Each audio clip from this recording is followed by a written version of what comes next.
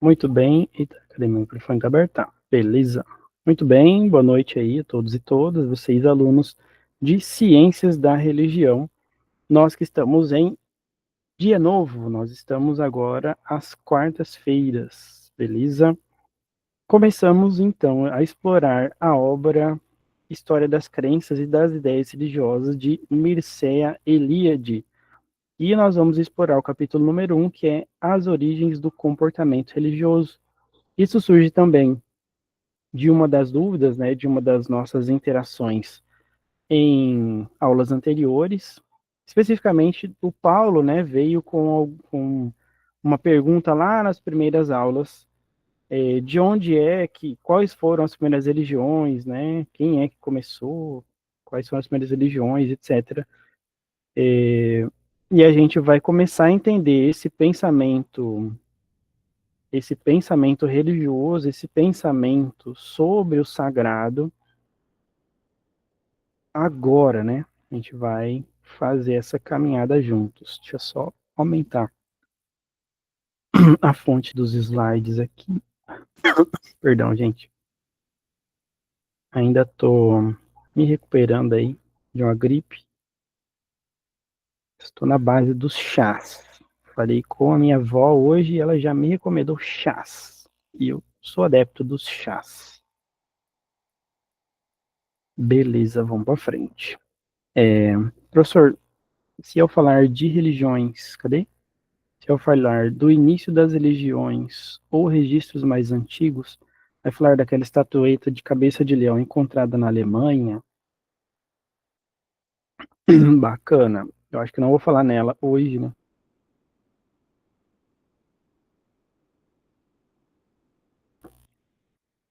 Hoje a gente vai começar do pré-paleolítico, né? Do paleolítico, por assim dizer. Beleza? Nossos objetivos são esses, né? Compreender um pouco essas manifestações religiosas paleolíticas, lá no comecinho, como é que era o pensamento religioso daquele tempo, né? O que os achados arqueológicos indicam. Opa, Arthur, que os achados arqueológicos indicam, o que é que nós encontramos dentro desse, principalmente da obra do Mircea Eliade, né? A gente vai analisar também a relação entre tecnologia e simbolismo, como é que se conecta, dá para conectar o domínio do fogo e as ferramentas com o desenvolvimento religioso e perceber, reconhecer as continuidades históricas, a fim de identificar os elementos paleolíticos presentes nas religiões contemporâneas. Vamos ter o Arthur aqui, o Július, todos que estão aqui, o Jonathan, Andressa, Paula, Paulo, Giovanni, e chamem o povo lá no grupo que eu sei que eles podem participar. Sei que a Bianca falou que não vai poder estar hoje. Disse a Roberta que ela pode vir, mas não achei ela aqui. Então, a gente vai caminhando aqui para a nossa aula, beleza? Eu vou mostrar para vocês algumas,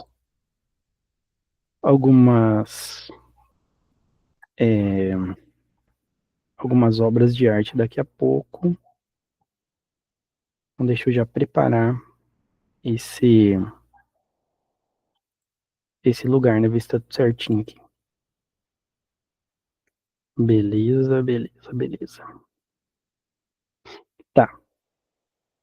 Bom, deixa eu puxar aqui para o lado.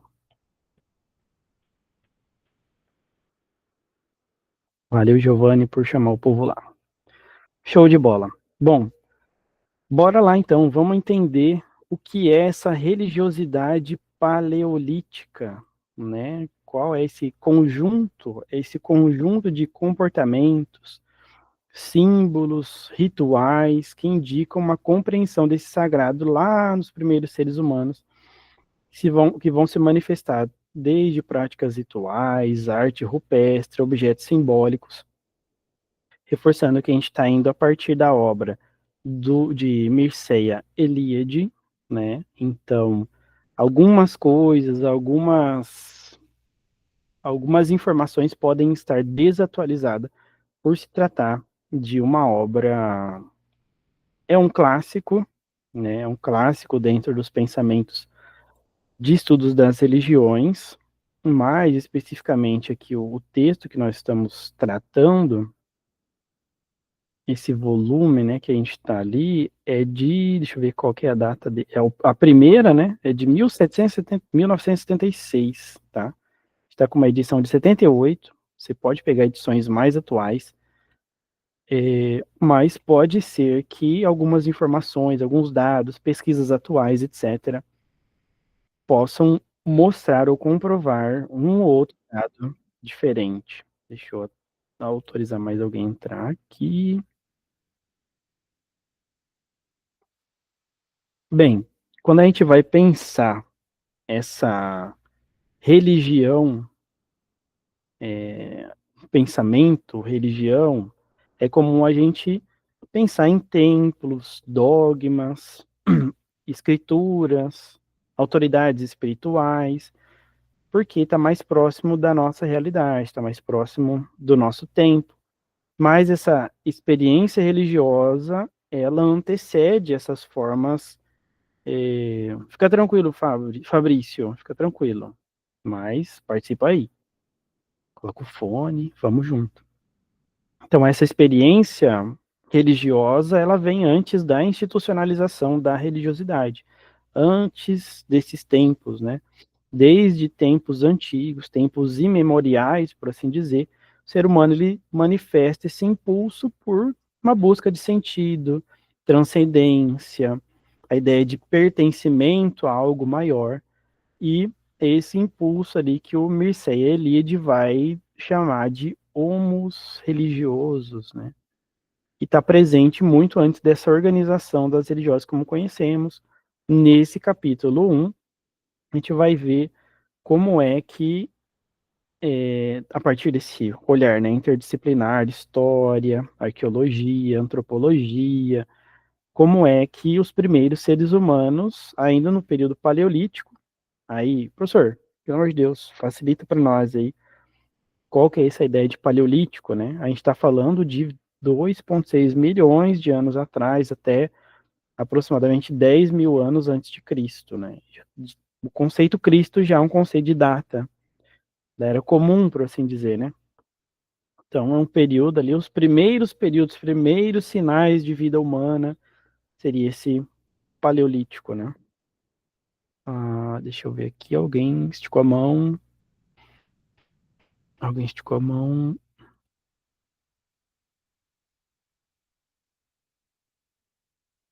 Manda, Paulo. Fala, Paulo. Ô, professor, quando o senhor fala do Paleolítico, eu tô notando aqui pela data que o senhor está incluindo o Paleolítico inteiro, mas, tipo assim, os arqueólogos, historiadores e tudo mais que fazem datação de carbono, eles consideram que o Homo sapiens surgiu só há 200 mil anos. Então, assim, o senhor está considerando os nossos ancestrais como humanos também? Quer dizer que os nossos ancestrais já expressavam religiosidade? Boa, Paulo. Então, o que eu tô querendo dizer é que a gente vai resgatar aqui, a partir da arqueologia, da história, quais são os primeiros traços de religiosidade, de religião, entendeu? De busca pelo sagrado. E digamos ali, a gente vai começar pelos paleantropídeos, né, os paleolíticos, para perceber, inclusive, a partir da teoria ali do Mircea Eliade, quais são esses vestígios materiais e simbólicos que vão dar esse contexto para as sociedades das práticas dessa compreensão deles, do sagrado. Quando é que se começa a perceber uma ideia de sagrado? E daí a gente vai caminhar, você vai entender onde a gente vai chegar com essa ideia de data, né? Porque a gente precisa entender o que, que é a ideia do religioso, né? O que seria a religiosidade paleolítica? naquele tempo, nós teríamos ali alguns elementos simbólicos, práticas funerais, porque se um colega morreu e o que eu vou fazer com o corpo dele? Entendeu? A partir do momento em que eu decido desenvolver uma prática, fazer algo, um ritual para que esse corpo ele não só saia da minha frente, né? Não só tenha ali uma decomposição que não pesteie, né? Que não perturbe a comunidade viva, mas que tem um significado, já é um sinal que uma prática funerária, uma prática de rito funerário, simboliza uma ideia de vida após a morte. Fala, Julius. Eu ia falar que existem evidências, apesar do Neandertal já ser uma espécie mais moderna, entre aspas, que os Neandertais já tinham práticas pseudo-religiosas, a gente não consegue dizer com certeza, mas existem algumas evidências que eles tinham. Existem cientistas que defendem que eles tinham pensamento religioso também. Né? É uma espécie humana que conviveu com a gente. Né? Massa, massa. Quando a gente vai olhar, por exemplo, indo adiante ali, na domesticação do fogo, quando há esse domínio do fogo, lá no material da Mircea Eliade, no material que eu compartilhei com vocês, vocês vão encontrar aí a partir da página 20, né? Essa descoberta, esse domínio do fogo a partir dos homens sapiens, tá vendo que ele já jogou lá na frente, né? Ali a partir de 400 mil anos atrás, não só vai transformar a vida desse ser humano a partir dessa tecnologia, luz, calor, proteção, mas vai mostrar uma organização simbólica desses espaços. Há ali uma distinção, uma separação entre a natureza, né, ser humano, natureza, cultura. A gente vai ver ali o primeiro espaço verdadeiramente humano, presença de fogueiras, né?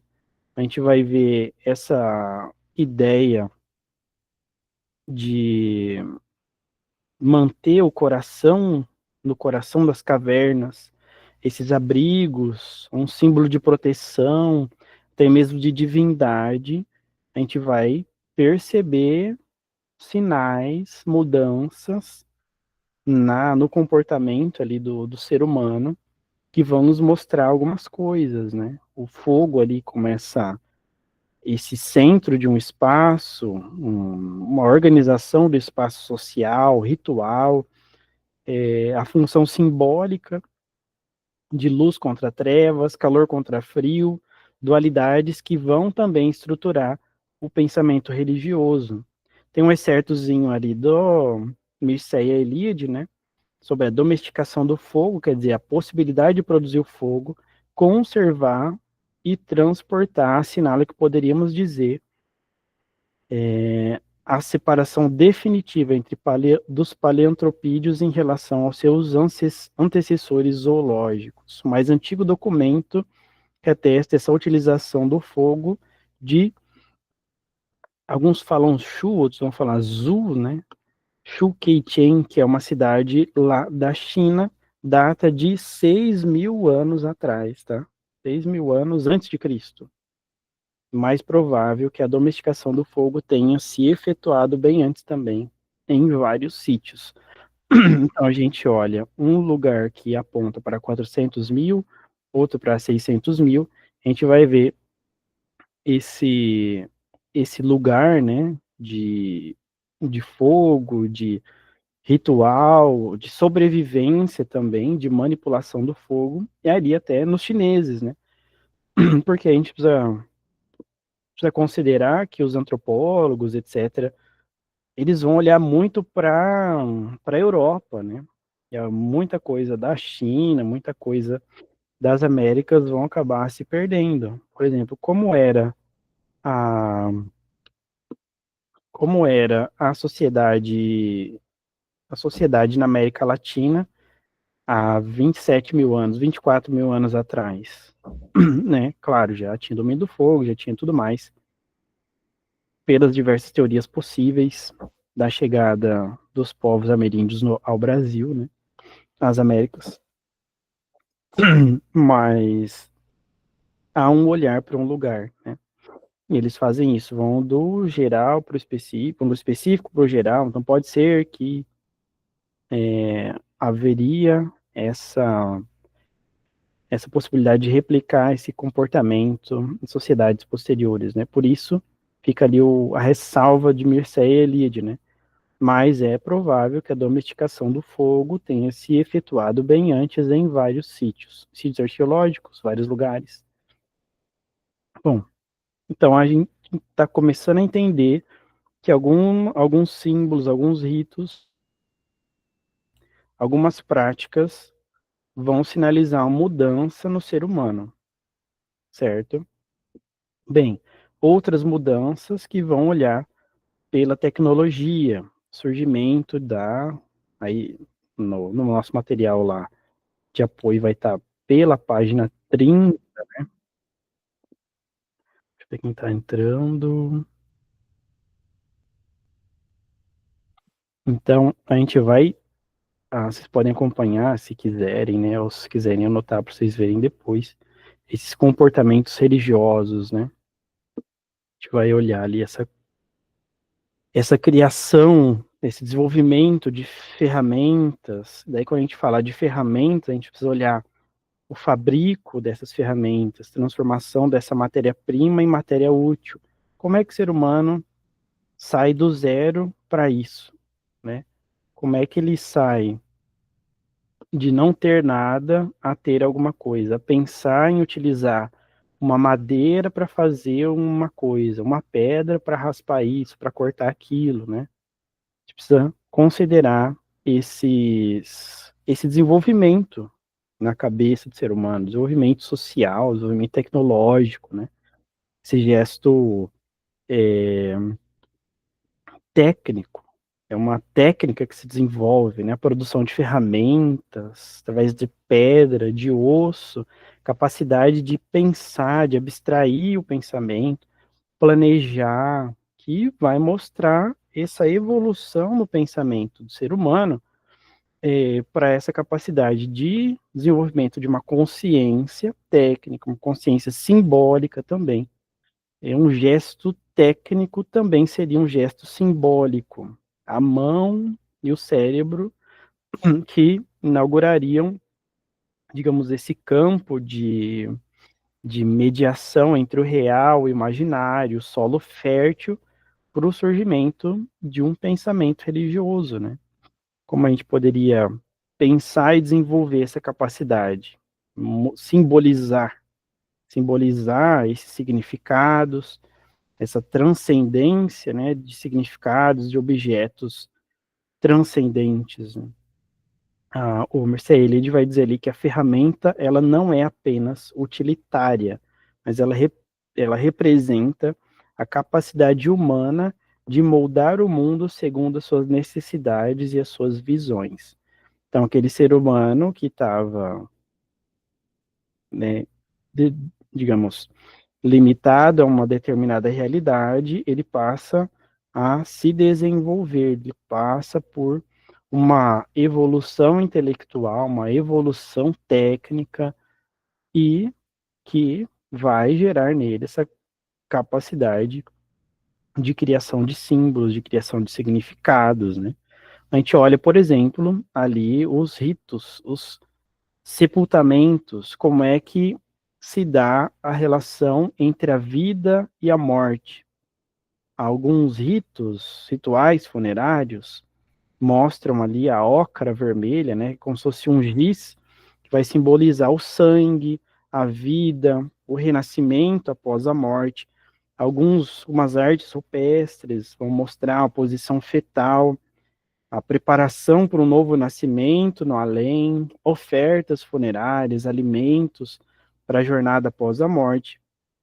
E, em um primeiro momento, mostra para a gente como os paleolíticos eles revelam, né, esses sepultamentos vão mostrar essa concepção mais complexa, porque agora o ser humano sinalizou ou ele teve uma percepção de uma possibilidade de existência de algo além da morte, né?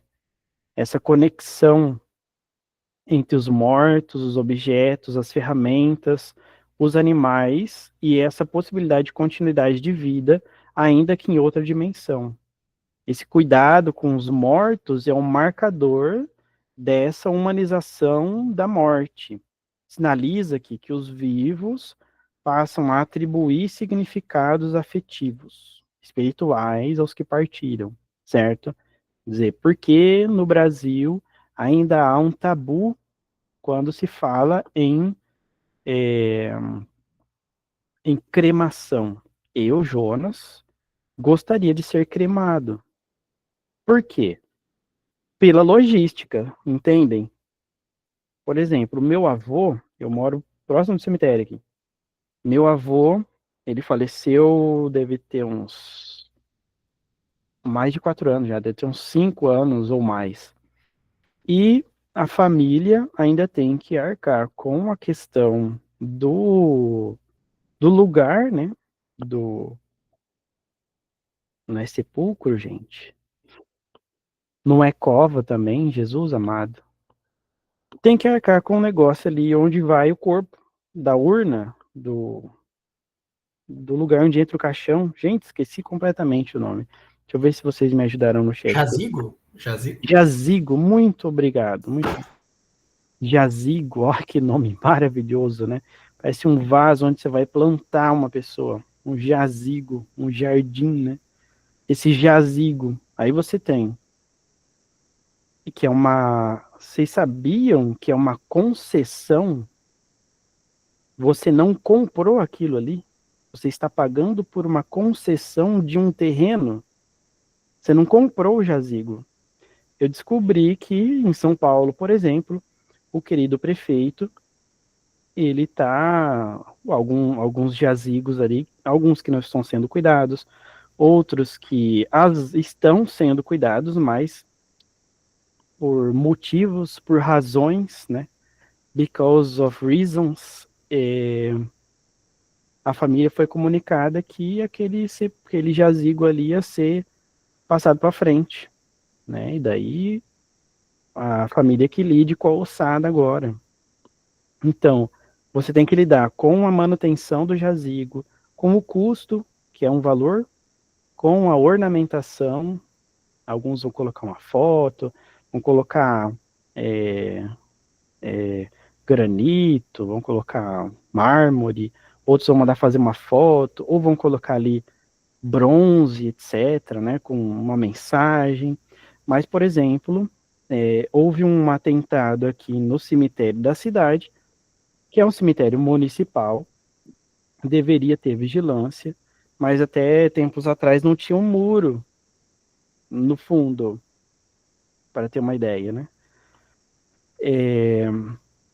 E houve um atentado ali, entrou alguém fazendo loucura lá e foi quebrando tudo, quebraram placa. Aí no meu avô tinha um livro assim, ó, tinha uma pedra, né? Não sei se era mármore, se é granito, enfim. Em um livro assim, a foto dele ali e tal, e alguns dizeres, e a pessoa quebrou. Então você tem o custo com a manutenção. Se você vai lá levar flor, se você vai fazer isso, tem que manter limpo, etc, etc, etc. Eu não tenho problema com pensar em cremação, por quê? Tem a cremação, aí eu descobri, por exemplo, que, não, porque deve ser caro. Na verdade, não. Pelo menos nos planos funerários da nossa região aqui, o mesmo valor que você vai pagar para o plano, né, em si, plano funerário, plano pós-morte, plano de morte, né? Tem um plano de vida, tem um plano de morte, né? O plano de saúde e o plano de falecimento, enfim. O mesmo plano funerário ali, plano assistencial que você vai pagar para o tradicional, você vai pagar o mesmo valor para cremação. fora os absurdos de exploração que existem nesse meio, né? Mas, enfim, então não é por questão de preço. E daí, cremou ali, beleza, sei lá, joga na praia, sempre quis morar na praia, né?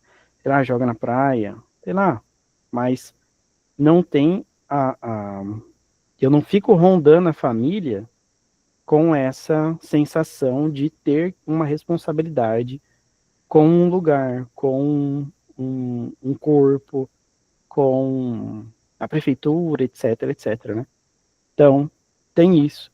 Mas quando a gente vai pensar nesse sentimento humanizado para com a morte, a gente vê esses ritos, esse significado afetivo, significado espiritual com essas pessoas que partem. E daí, quando a gente vai olhar para esse tempo, né, que nós estamos olhando ali, esse uso da ocra vermelha, que é uma substância ali associada ao sangue, à fertilidade, que reforça essa ideia, essa cor vermelha que vai simbolizar um ciclo vital, sugerindo ali que a morte é entendida não como uma ruptura, mas como uma passagem, e esse ciclo, né, da posição fetal, volta ali a esse útero materno, a possibilidade de um renascimento, que a gente pode observar em ideias posteriores, né?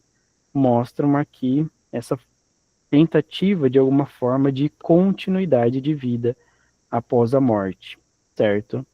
A gente vai olhar, agora a gente vai olhar na arte. Como eu falei de alguns ritos, agora a gente vai ver a arte rupestre nas cavernas.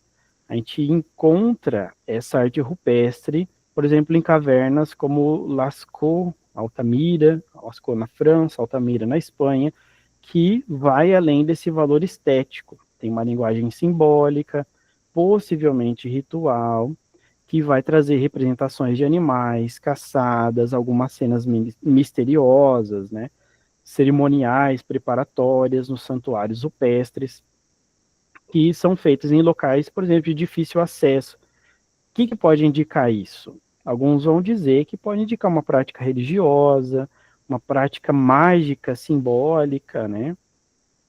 Pode ser interpretada como parte de uma experiência xamânica, onde os artistas vão caminhar, né, em direção a esse estado alterado de consciência, uma experiência extática, né, não estática de parado, mas de êxtase, uma experiência extática de comunicação com o mundo espiritual, e através dessa arte do invisível, né, o Mircea Eliade vai chamar de hierofania, essa manifestação de objetos sagrados, sagrados em objetos, em espaços, em imagens, e dá-se a ideia, né, tem-se a impressão de que, ao desenhar esses imagens, nesse ritual de caça, os grupos paleolíticos ali talvez estivessem buscando essa garantia de abundância, agradecer ou interceder junto às forças espirituais da natureza,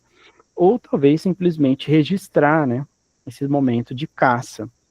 Eu vou explorar com vocês esse lugar, né? Deixa eu ver se vocês estão vendo. Beleza, estão vendo aí, né? Aqui vocês encontram isso no Google Arts and Culture. Google Arts e Cultura. Vou colocar o link aqui para vocês, mas bom, tá no slide, depois vocês pegam. Vocês conseguem explorar algumas obras de arte, né? Deixa eu ver aqui. Então, olha só. O que é? É um complexo de cavernas ao sudoeste da França, famoso pelas suas pinturas rupestres. À disposição da caverna, cujas paredes estão pintadas com bovides, né, bois, bisões, etc. Cavalos, cervos, cabras selvagens, felinos, entre outros animais, permite pensar que se trata de um santuário. As investigações levadas a cabo durante os últimos decênios permitem situar a cronologia das pinturas ao final do Solutrense, em princípio do Madeleine, né? Ou seja, cerca de 17 mil anos. Perdão, gente.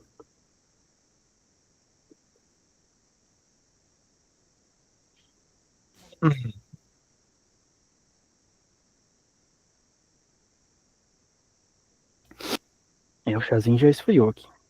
Bom, vamos explorar algumas dessas pinturas rupestres. Olha só. Aqui a gente vê. Olha lá. Aqui tem alguém observando, né? Pessoas observando. E aqui no teto tem a pintura, certo? A gente pode ver aqui. Eita, será que eu travei? Será que eu travei? Não. Que susto. Já fechar algumas abas aqui antes que trava.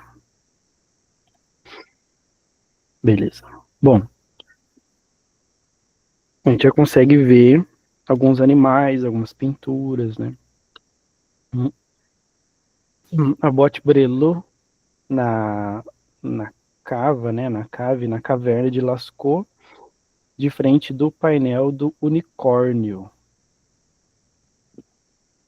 De frente do painel do unicórnio. Vamos voltar.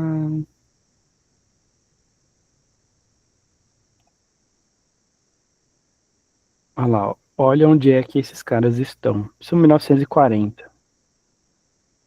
1940. A Bebreli diante da porta, né, de Lascaux. Então a caverna, tá vendo que ela não é muito de fácil acesso. Não parece aquelas cavernas de desenho animado, né? Olha lá como é. Onde é que eles estavam explorando aqui.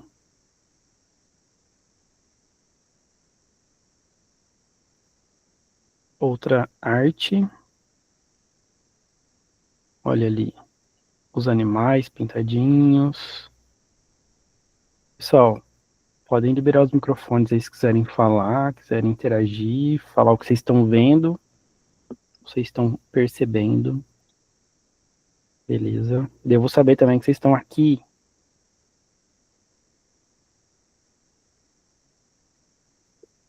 Olha lá, os bisões, né, os bois, um touro de 17 mil anos pintado por moradores da Idade da Pedra e Cro-Magnon.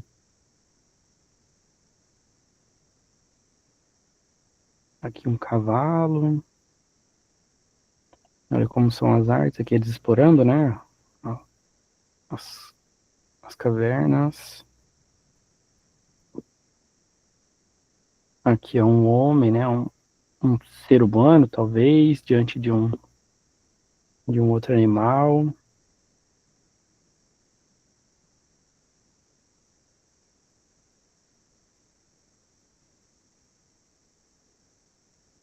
Dá para ver como eles desenvolviam, né? Essas pinturas. Como são lugares de difícil acesso, não tem claridade. Então já tinha o domínio do fogo, estavam com alguma luz ali presente. E nós temos essas expressões, né? Cavalos sobre touros.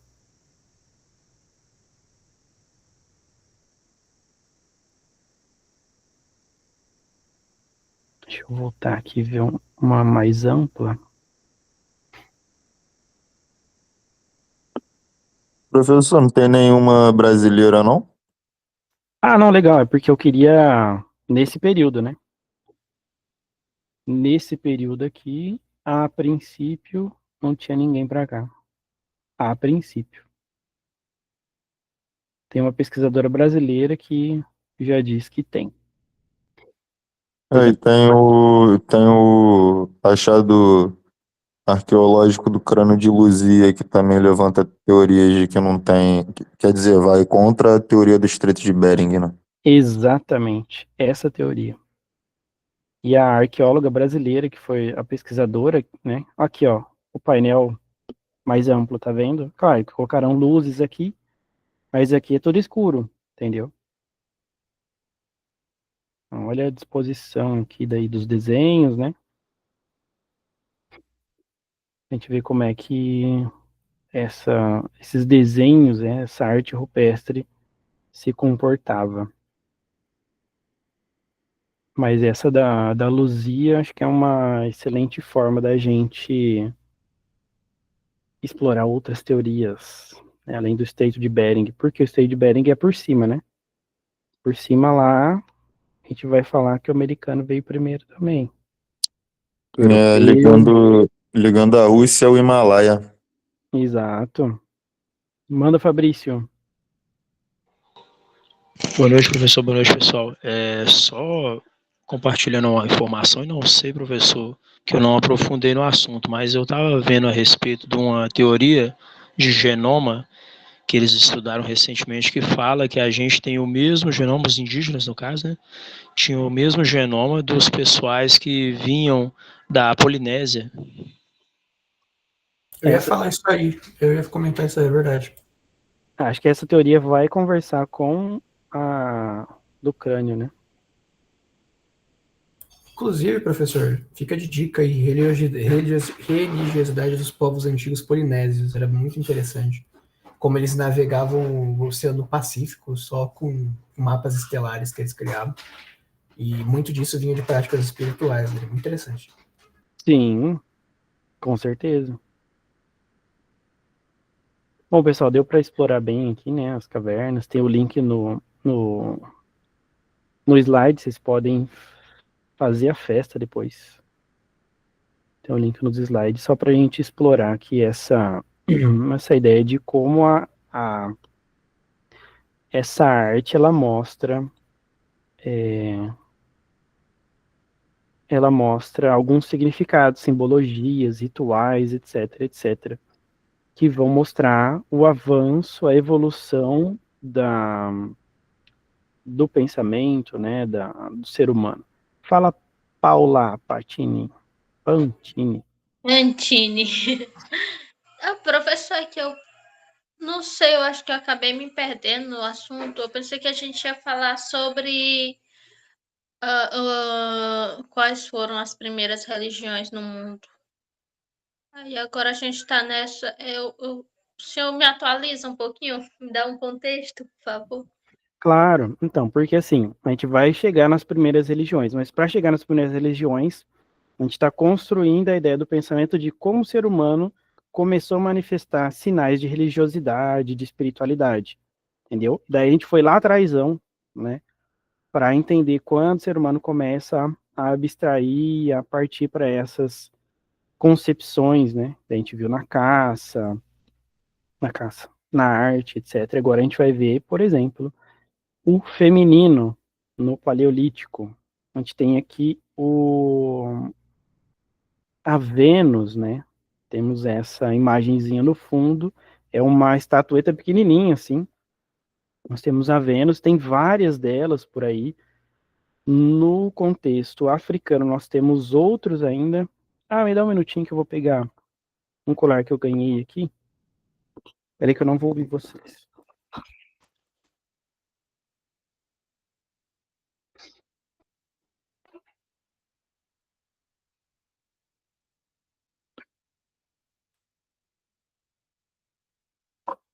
Pode ser que vocês tenham visto, ou tenham falado dele na aula sobre matriz religiosa africana, não me lembro, mas já vou chegar nele. Então, a ideia do culto à feminilidade, né, o culto ao feminino, a figura feminina, né, lá no material do Mircea Eliade vai estar a partir da página 39, né, e quais são esses símbolos? Então, alguns vão olhar essa Vênus, né, deixa eu ver se eu acho imagens dela, né, Vênus de Willendorf, se eu não me engano, deixa eu ver aqui.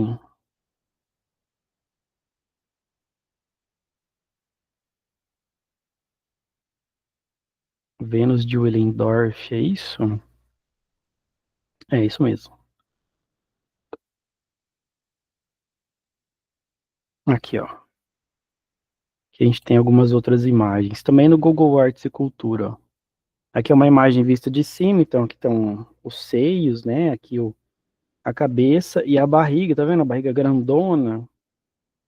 E então dizem que ele encontrou essa estatuetazinha ali na Áustria, né, na Austrália, outros vão colocar.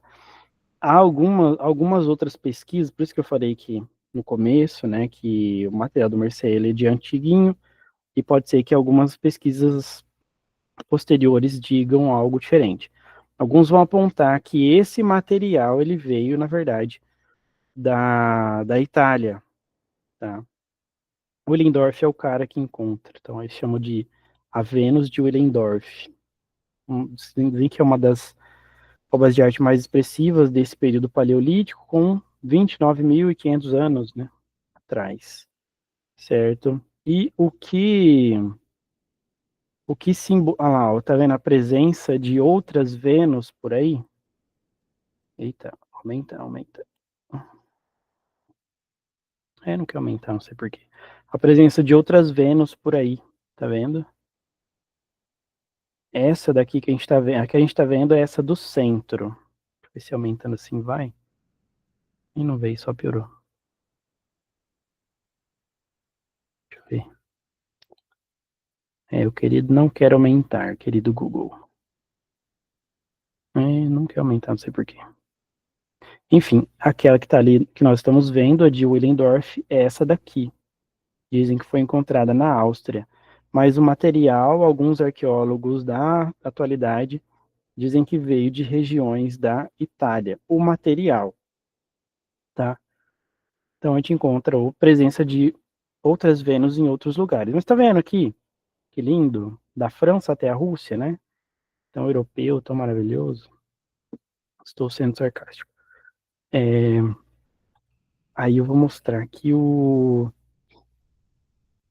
que eu ganhei. Conseguem ver aqui na minha câmera? Um colarzinho.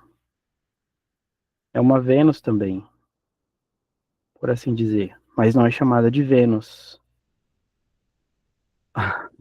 Marolo. Também uma menininha, é uma bonequinha. Tem aqui os seiozinhos. É um símbolo de fertilidade também. Aqui já é da cultura arcana da África, para dizer que não está presente apenas no contexto europeu, beleza? Mas que simboliza essa ideia da fertilidade, do sagrado como feminino, trazendo a prosperidade, fecundidade.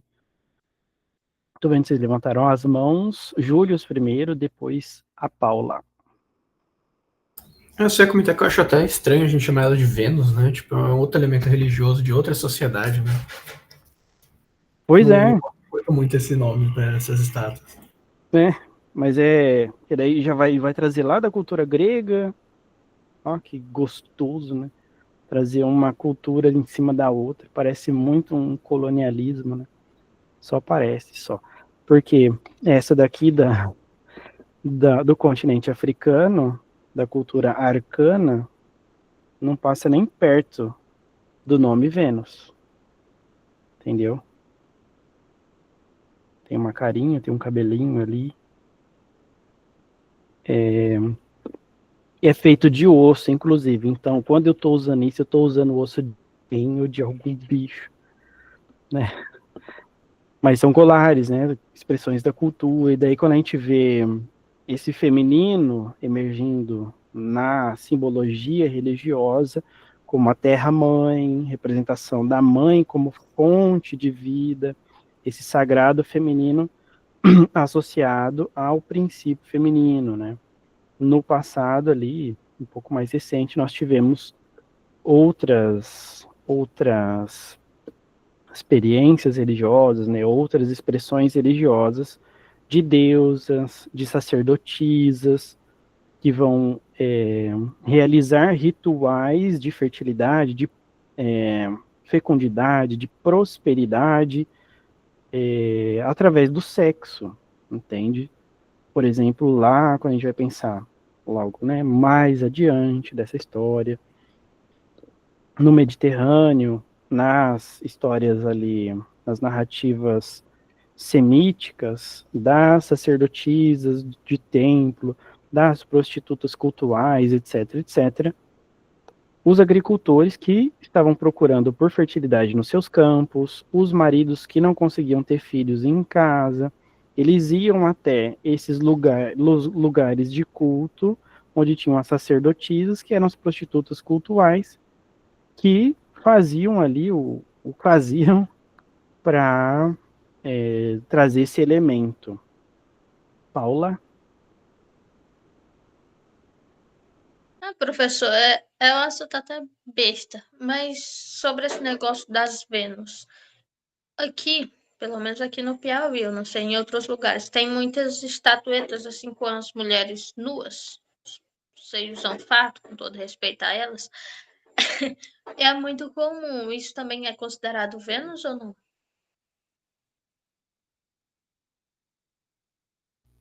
Então, aí já se adotou, né, posteriormente, esse tipo de expressão. Mas fala Vênus porque o tal do Willendorf nomeou a primeira de Vênus. Ele trouxe, podia falar Eva, podia falar Maria, Josefa, Paula, né? Mas ele usa Vênus para carimbar ali essa essa cultura europeia, religiosa europeia também, esse símbolo, esse nome, a partir de uma cultura colonizadora, né? Colonialista. Então, essa expressão. Não precisa necessariamente ser chamada de Vênus, mas a ideia é para que servia essa estatueta, entendeu?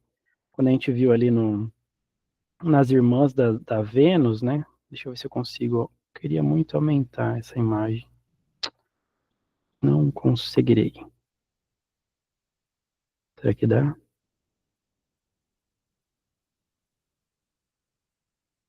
Enfim, quando você vê as outras irmãs dessa Vênus, né? Dessa estátua, irmãs, né? Que eram irmãs, né? Outras similares, você vê que é uma similaridade nessa simbologia da fartura, né? Porque as mãos, os seios fartos, porque é a amamentação, esse primeiro momento de alimento, de alimentação, né? Esse símbolo primordial, primário, primeiro momento em que o ser humano vai se alimentar através da mãe. Então começa ali. Ela, estátua gordinha, para representar essa fartura, né? Vamos para frente, quando a gente olha ali, por exemplo, rituais, ritos, xamanismo, estados de êxtase, o que a gente enxerga dentro desses sujeitos, né? A partir desses sujeitos, a partir desses comportamentos e práticas, esses estudos etnográficos que foram feitos, arqueológicos, que vão sugerir que as cavernas paleolíticas, como aquelas que a gente viu ali de Lascaux, né, funcionavam como espaços rituais, que seriam ali guiados, funcionariam como lugares de cerimônias, liderados por essas figuras, por esses sacerdotes, que seriam os xamãs, especializados no sagrado, que iam atuar nessa figura de mediação, né, entre o mundo humano, o mundo espiritual, através de dança, através de êxtase, né, do êxtase, o som, substâncias alucinógenas, etc. Daí acreditava-se que o xamã poderia acessar essas outras realidades e trazer a cura, o conhecimento, proteção para o grupo. Então, esse xamanismo, ele vai ser essa forma primitiva, mais altamente estruturada de prática religiosa. Então, a gente, não sei se daí está começando a ficar claro como a gente está chegando nas primeiras religiões, entendeu? A gente veio construindo como o ser humano dá os seus primeiros sinais de religiosidade, de espiritualidade, agora a gente vai começar a estruturar o pensamento religioso. A primeira ideia de estrutural, né, de organização, de conhecimento, de sabedoria, de rituais, de alguém que conhece o rito, que conhece o sagrado e sabe fazer acontecer, é essa figura do xamã. Ele já vai mostrar, né, essa organização de tempo, saúde, conflitos de grupo, a mediação de relações com o invisível, até o uso de música, né, instrumentos, máscaras, imagens pintadas, os símbolos, as estatuetas, como nós vimos, né? Olha, você está precisando de tal coisa na tua casa, você precisa levar essa estatueta, né? Fala, Július. Esse tipo de estrutura também é herdada até os dias de hoje, né? Você vê, por exemplo, alguns tipos de culto ainda utilizam esse estado de êxtase, música, dança, e você tem ali uma figura de especialismo, né? Que guia aquele evento, aquela cultuação. Você consegue, eu acho interessante, você consegue ver isso em cultos pentecostais, por exemplo, entendeu? E é uma coisa que se herda desde então. Então, eu acho interessante que essa estrutura, assim, variando, ela se mantém até os dias de hoje. Dou esse exemplo porque é o mais próximo da gente aqui no atual momento local. Mas você consegue ver isso em outros lugares também. Então, a estrutura que se mantém, né? Exato, que é o meu próximo ponto. É uma estrutura que se mantém na pré-história para o dia presente. A gente consegue enxergar como esses sinais, esses símbolos do passado, dos paleolíticos, a gente consegue enxergar, identificar em práticas contemporâneas. Lá, os símbolos paleolíticos, a tinta, né, o pozinho, o giz, o ocre vermelho nos sepultamentos. Hoje em dia, velas acesas em cemitérios, vela ali durante a cerimônia fúnebre, né? O fogo como esse centro ritual na contemporaneidade, em algumas religiões, né? A fogueira como esses festivais, né? Um elemento central nos festivais religiosos, se uso do fogo, né? Como a preservação de corpos, a colocação desses objetos nos túmulos, né? O culto à terra, peregrinações a grutas, montanhas sagradas, templos sagrados, etc. A gente via a arte nas cavernas sagradas. Dá para ver hoje em dia ainda a arte sacra em templos, as estatuetas femininas lá, como a gente já viu. Hoje, o culto mariano, culto a deusas. Tá? Aí, claro, sugiro que vocês pesquisem também como é que surge o culto mariano dentro da estrutura do cristianismo, dentro da dogmática, da construção dogmática dessa teologia, né? E tá tudo muito próximo, tudo muito parecido. E é muito legal quando o Júlio traz isso, principalmente essa ideia dos elementos, dos rituais, a música, a presença da música, o êxtase, né? Êxtase estático, a experiência estática, quando a pessoa, sei lá, ela, né, fica ali com os olhos fechados, ou ela tem uma experiência transcendental, ela sai de si, ou ela viu coisas, ela ouviu coisas, né? Quando há esse movimento, é legal demais a gente conseguir fazer essa percepção de elementos do passado, de religiões, religiosidades, espiritualidades do passado na contemporaneidade, né? Fala, Július. Oi, professor, desculpa, meu deu um travado. E eu acho que essa comparação, algumas pessoas, algumas pessoas podem se ofender com esse tipo de comparação, como se fosse uma diminuição, né? Mas, na verdade, eu acho que não é esse o ponto, né? Aquela coisa que o ser humano, ele é um ser humano em qualquer ponto da história, né? É por isso que eu critico muito aquelas pessoas que ficam, nossa, mas como que os egípcios construíram as pirâmides? Eles eram seres humanos que nem eu e você, eles tinham a mesma capacidade cognitiva, eles só tinham ferramentas diferentes. Como que os sumérios mapearam o sistema solar inteiro? Bom, eles eram uma civilização agrícola, eles precisavam dessas informações. Então, acho que assim, a gente tem, às vezes existe essa mistificação de que o ser humano moderno, né, atual, contemporâneo, ele é superior em tudo, até cognitivamente, né, mas não é. Então, assim, quando você consegue traçar essas coisas como, por exemplo, o fogo, as músicas, as danças, e você vê isso ainda nos cultos religiosos da nossa sociedade, o que não é problema nenhum, é só a gente sendo humano, né? Isso não é um demérito. Você consegue entender que o ser humano ele tem a mesma capacidade cognitiva que um Homo sapiens tinha 300 mil anos atrás, 200 mil anos atrás. Então isso ajuda a gente a diluir um pouco essa ideia de, nossa, alienígenas construíram as pirâmides, né? Essas paradas, assim, quando você tem esse conhecimento mais pé no chão de que a gente tem o mesmo cérebro, as mesmas capacidades, né?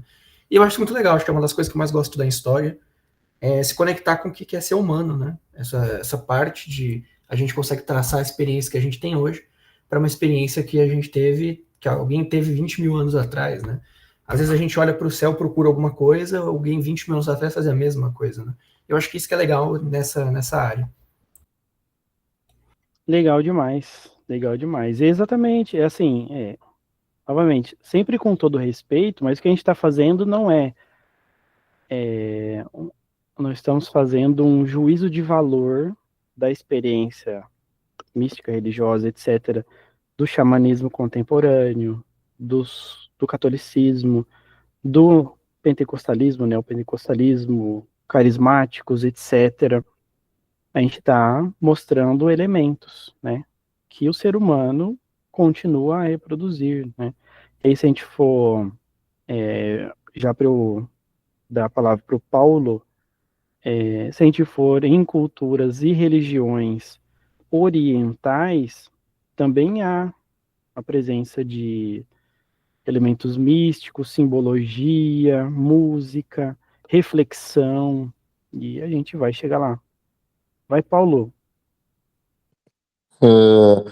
Eu queria acrescentar aí com o Júlio, eu concordo perfeitamente com o que ele falou e tenho argumentos para poder comprovar isso, que é o seguinte, eu já citei uma vez o professor Felipe Vidal, né, que é africano, inteligentíssimo, aconselho a galera aí a pesquisar sobre. Ele, durante um podcast, ele falou sobre o osso de Xangô. Não sei se vocês já ouviram falar desse artefato, mas ele se trata de um osso, né? É a fíbula de um chimpanzé. E nessa fíbula existem marcações, traços. Só que esses traços eles são organizados, padronizados. E acabou se descobrindo que esse osso que está na Europa hoje em dia, né? Como o professor deu o toque irônico aí de colonialismo, mas enfim, primeiramente foi publicado que ele datava de 25 mil anos atrás, depois de 18 mil anos atrás. E ali, nesse osso, o que tem de tão importante? Contém as 4 operações matemáticas. Então, assim, a gente está falando de povos africanos que viveram há no mínimo 18 mil anos atrás, há no máximo 20 mil, que já dominavam as 4 operações matemáticas. Ou seja, não tem por que as pessoas se ofenderem com esse tipo de coisa. Nunca, a verdade é que nunca existiu o homem primitivo. O homem nunca foi primitivo, nunca foi primitivo. A partir do momento que se tornou Homo sapiens sapiens, acabou, não tem mais, entende? A matemática não foi inventada, ela foi entregue. Já a religião, assim como a arte, que foi o caso das pinturas rupestres, o ser humano ele sempre teve a necessidade de acreditar em algo, de expressar a arte, seja de forma musical ou pintando, mas de forma alguma fazer esse tipo de comparação é uma ofensa. Não deve ser considerado por ninguém uma ofensa. Perfeitamente. Mostrei para vocês ali enquanto o Paulo falava, né, que é o osso de Xangô. É que assim, a gente precisa considerar que nós, nesse momento aqui, na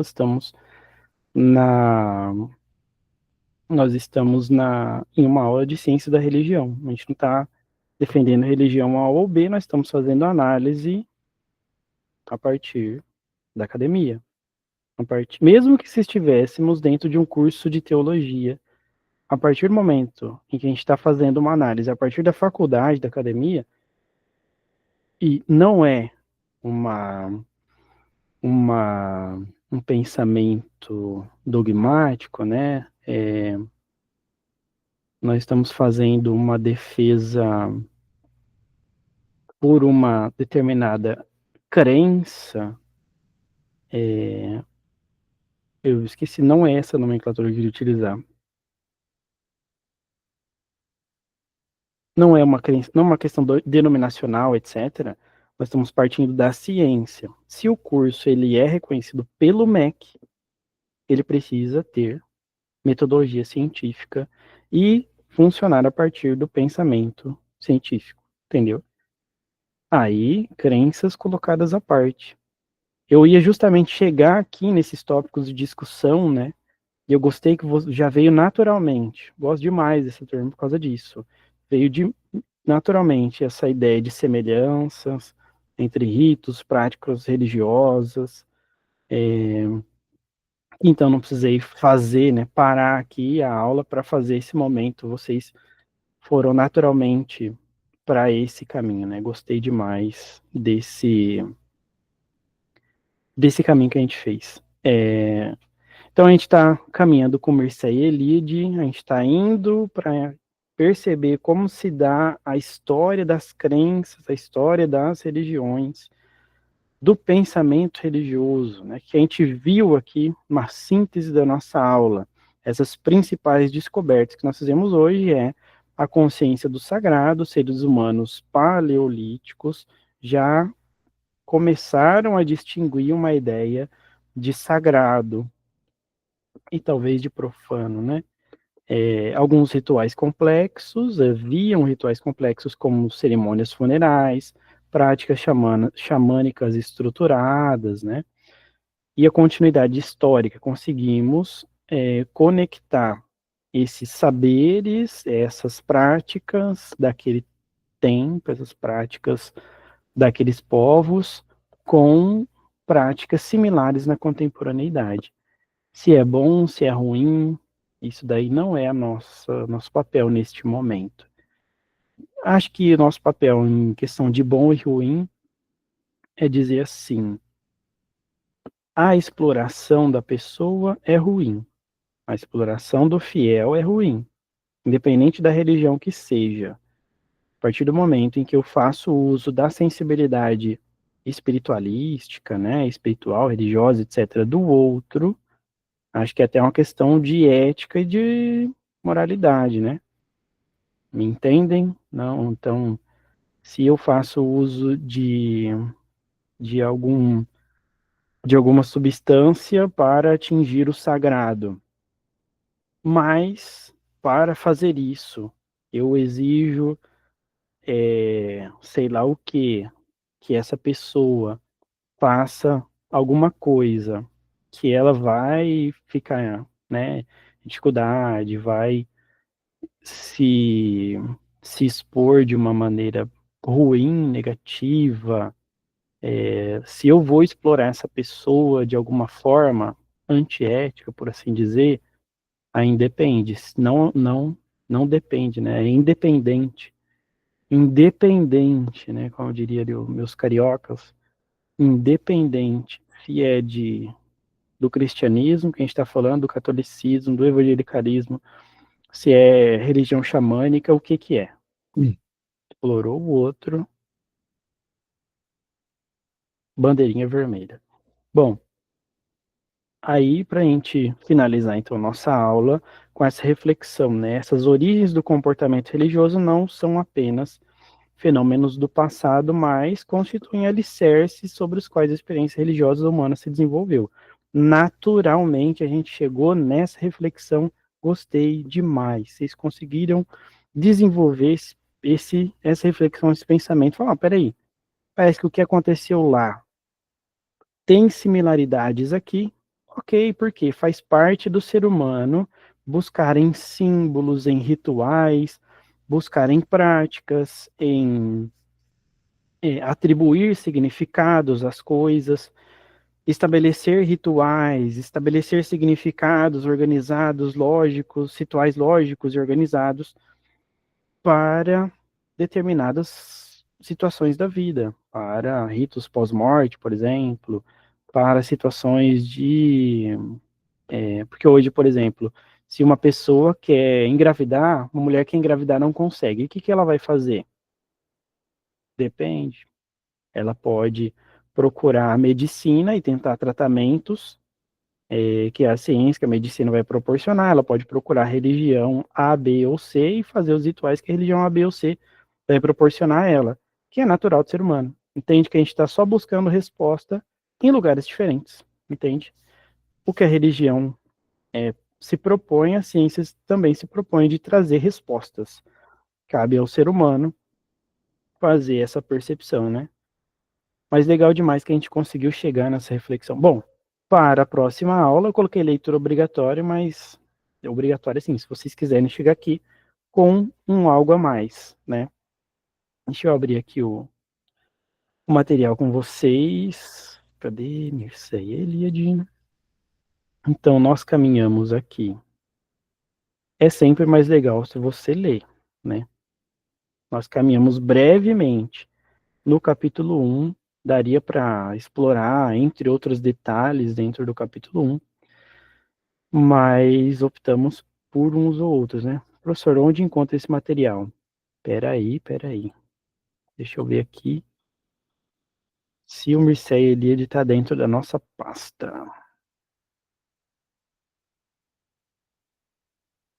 Ah, não estava, né?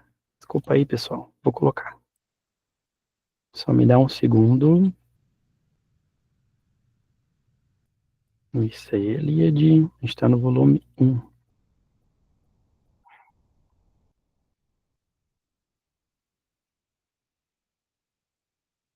Peraí. Acesso geral, qualquer pessoa com o link pode ler. Beleza. Então não solicitem edição. Vou colocar aqui para vocês no chat o link desse Google Drive. Eita, cadê eu? Ah, tô aqui. Esse link do Google Drive que tem todos os materiais que a gente já passou por aqui. Beleza? Daí eu coloquei lá o Mircea Eliade, História das Crenças e das Ideias Religiosas, volume 1. Professor, tem lista de presença? Não estou colocando lista de presença, porque a princípio o Google me mostra quem é que veio, quem é que participou e quanto tempo ficou na aula. Então, por enquanto, não temos. Próximo tema, deixa eu ver se vai bater o próximo tema aqui, ou se eu me equivoquei, peraí, que eu já vou mostrar para vocês o capítulo 2 do Mircea Eliade. E já o que? Já quero a opinião de vocês se está sendo legal a gente caminhar aqui dentro do livro.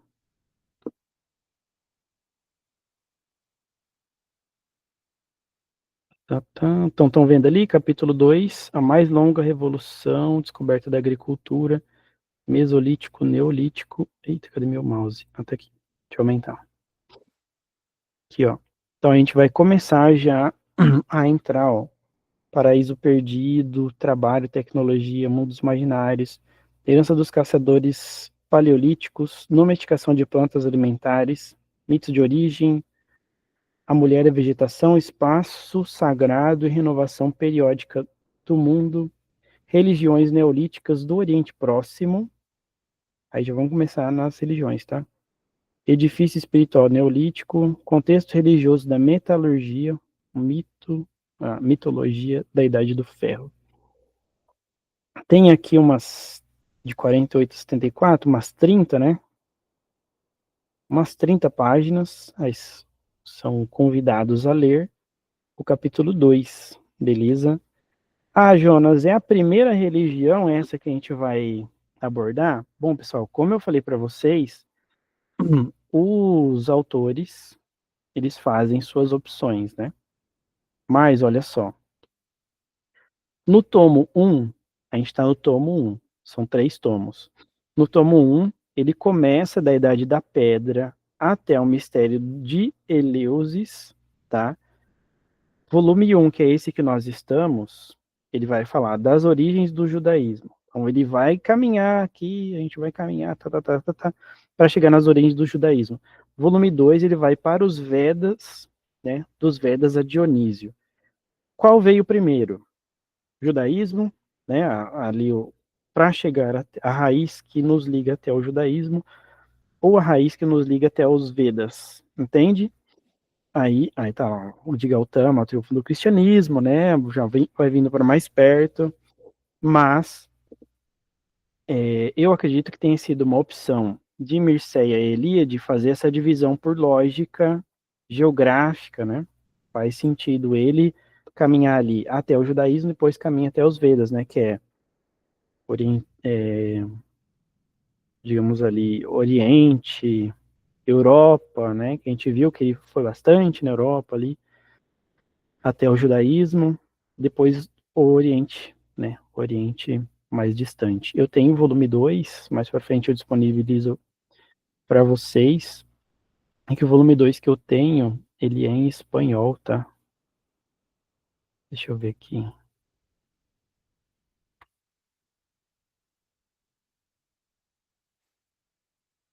Ah, tá, o volume 2, né? Na verdade, é o tomo 2 que tá aqui. Cadê? O tomo 2. Enfim. Então aqui a gente tem essa caminhadinha, né? Ele vai caminhar para construir a ideia até ali. Ó, Mediterrâneo, entrou para Mediterrâneo, ele vai, ó, paralelos com o hinduísmo, né? Religiões hititas e cananeus, quando Israel era menino, papapá. Moisés, Egito, juiz, primeira fase do sincretismo. Aqui, então, nesse volume 1, ele termina com judaísmo, tá? Volume 2, ele vai entrar para os Vedas, certo? Mas que é importante que a gente saiba, né? Suméria e tal, que eu gosto de dizer que a sabedoria está presente em diversas culturas, certo?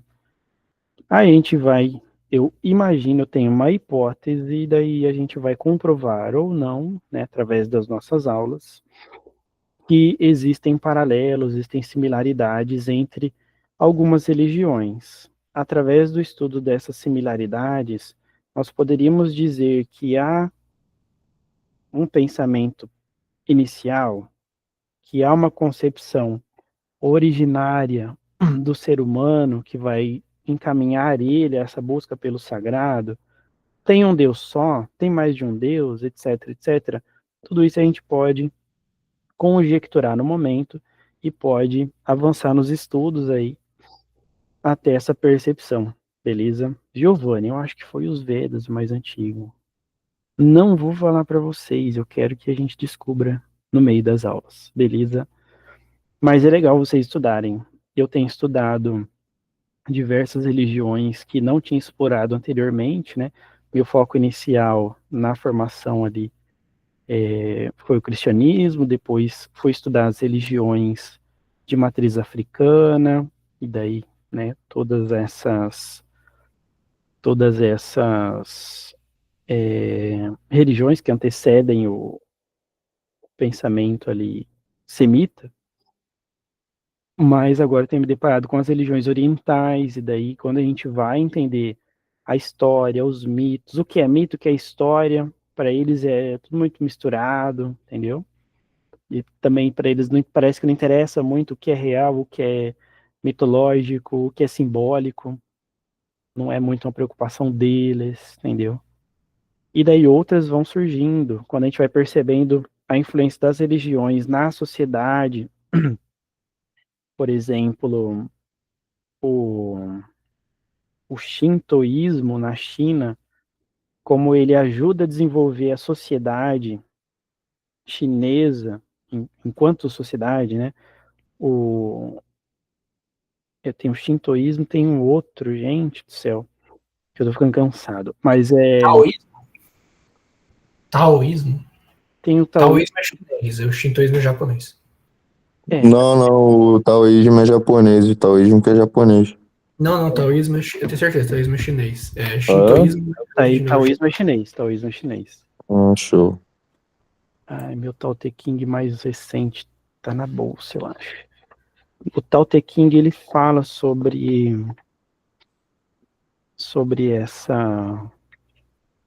esse caminho, né? que eu tenho uma edição. Me dá um segundo, pessoal, que tá na minha bolsa, aqui do lado. Tao Te Ching, do Lao Tse. Eu tenho duas edições. Tem uma antigaça que eu encontrei num sebo. O negócio tá até mofando. Tenho medo dele ter contato com meus outros livros. Tem outro que eu carrego na bolsa, naquele menorzinho, ou carregava. Aqui as anotações sobre o Tao Te Ching. Cadê?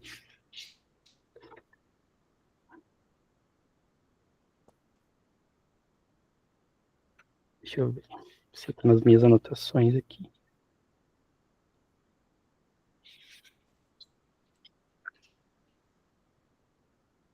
Aqui tem o taoísmo. Taoísmo seria esse conjunto de práticas, né? Digamos, seria um conjunto de práticas religiosas populares, certo? Não institucional, por assim dizer. Ok? Aqui eu já extrapolei o tema da aula. Mas o taoísmo, ele faz esse caminho. É um conjunto de práticas religiosas populares não institucional. Digamos assim, seriam similar às práticas inerentes do dia a dia, da sociedade. Até alguns colocariam ali o taoísmo, o taoísmo filosófico, que seria ali a partir dos séculos II, ali, da Era Comum. Daí nós temos que é o shintoísmo, gente. Me dá um segundinho só. Eu tô trocando o chip agora do Mircea Eliade pra cá. Fala, Paulo, enquanto isso. Tem a mesma coisa aqui no continente americano, professor. Viajei aqui no continente americano. Mas tem até hoje aqui no Ocidente, no México, por exemplo, a gente tem o culto à Santa Morte, né? Sendo que eles são o país é majoritariamente cristão e existe culturalmente o culto à Santa Morte, né? Sim. Bom, então nós teríamos aqui o taoísmo, digamos, popular e o taoísmo filosófico. Professor, vou precisar sair aqui agora, mas valeu pela aula e boa noite para todo mundo, viu? Obrigado, Júlio. Que bom que você conseguiu participar aí com a gente. Espero que o dia também seja interessante aí para vocês. E o horário, Valeu, a gente. gente manteve, né? Falou, pessoal. Boa noite. Boa noite. Professor, boa noite, mas tô saindo também. Beleza, pessoal. Obrigado aí a todos por participarem, por estarem com a gente. A gente se encontra, então, na semana que vem. Mesmo bate-horário, mesmo bate-local. Então, dia 16, 8 horas da noite, nesse mesmo link. Se você costuma perder o link, favorita ele, que é o mesmo link que a gente vai funcionar. Beleza? Finalizar, então, a nossa gravação de hoje.